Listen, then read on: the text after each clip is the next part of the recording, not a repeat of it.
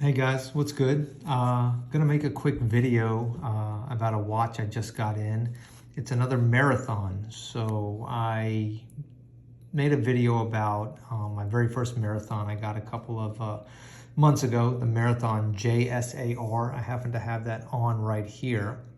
And I got a second one, got a really good deal on this, and I'm really excited. This is the Marathon SAR. So JSAR stands for Jumbo Search and Rescue.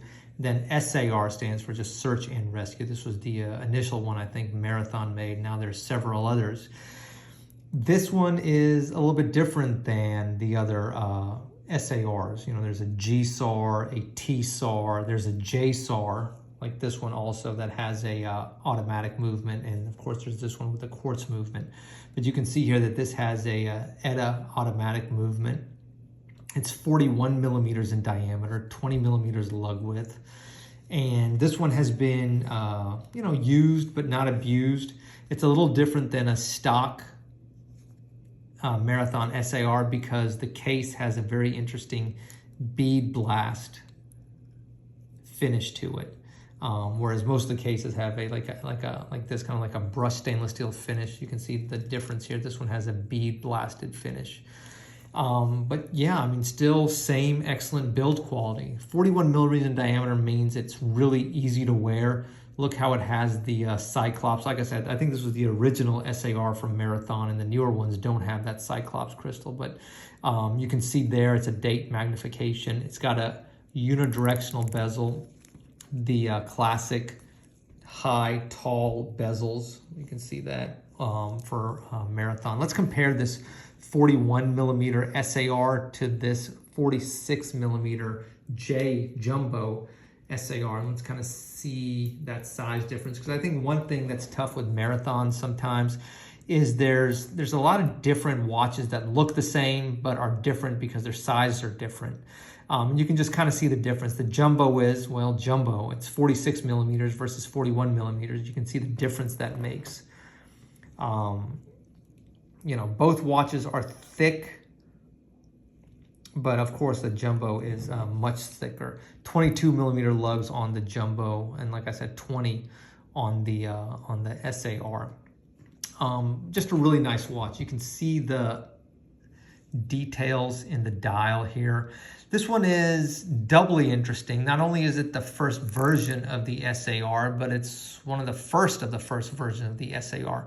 Look at this interesting symbol right here, and then you can't see it because it's covered up by the hour hand, but basically it's two symbols indicating that the watch contains tritium, a radioactive isotope. But this one doesn't actually contain tritium. Like this one just has Marathon's Mariglow or Superluminova compound. And so the first few hundred of these watches had a misprint on the dial. And so later versions of this, you won't have that symbol there. But this one, like I said, is one of the first, I think 200, 300, 400 maybe, that had this misprint on the dial.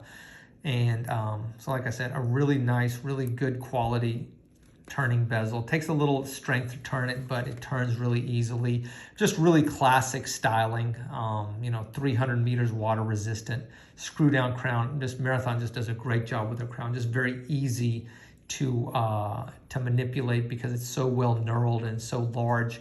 Of course, the bezel is knurled. I really like these screwed lugs. I mean, just really a lot of attention to detail. Solid case back. Let's try it on the wrist and see how it feels, okay? We're back, and there you see the Marathon SAR on my wrist. You know, my wrist is 6 1/4, 16 centimeters in circumference, and you can just kind of see the way the watch sits. You can see it's a tall watch, definitely a little taller because I'm wearing it on this thickish leather NATO strap. But the height of the bezel is certainly noticeable, but the reason for that, and you see this in all their marketing material, I mean, look at the height of like this bezel. I mean, it's just massive. But the reason for that is so that it can be easily turned with gloved hands. And if you ever tried to turn the bezel of a you know, Rolex Submariner or a you know, a Blancpain 50 fathoms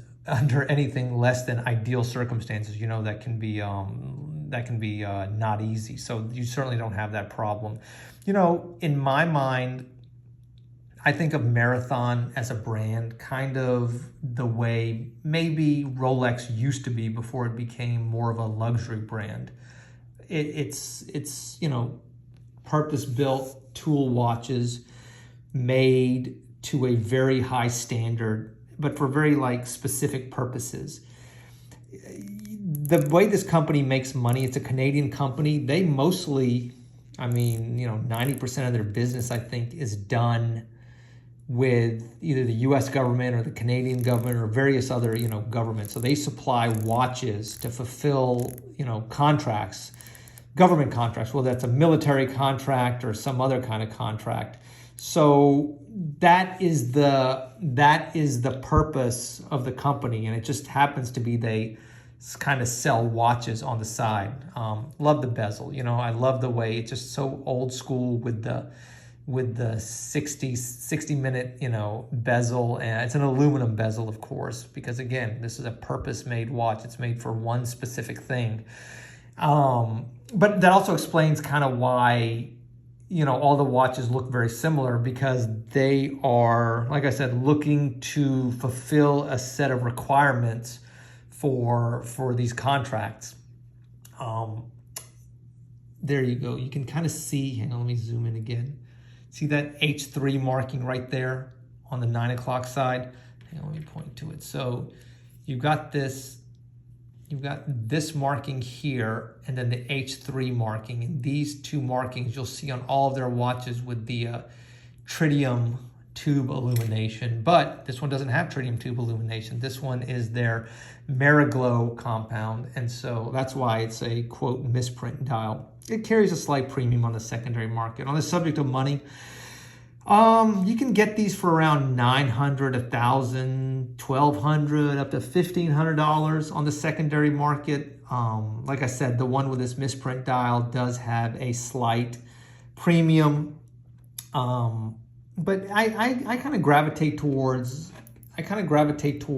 these Marathons that don't have the tritium tube illumination for some weird reason. I think the dials just look cleaner, you know, more timeless. You know, I have a Luminox, and that tritium technology is pretty cool, but it does fade over time. The Super Luminova, while it fades, you know, over the course of an evening, it doesn't fade over the course of years and years. And so, you know, I think that's, you know, both have their advantages and disadvantages. Anyway, like I said, I'm rambling as always. I hope you like this quick look at the Marathon SAR. Something a little different, my second Marathon, and a watch that I think offers tremendous value. I mean, it's an automatic Swiss-made watch. That's right, the watches are made in Switzerland, even though it's a Canadian company.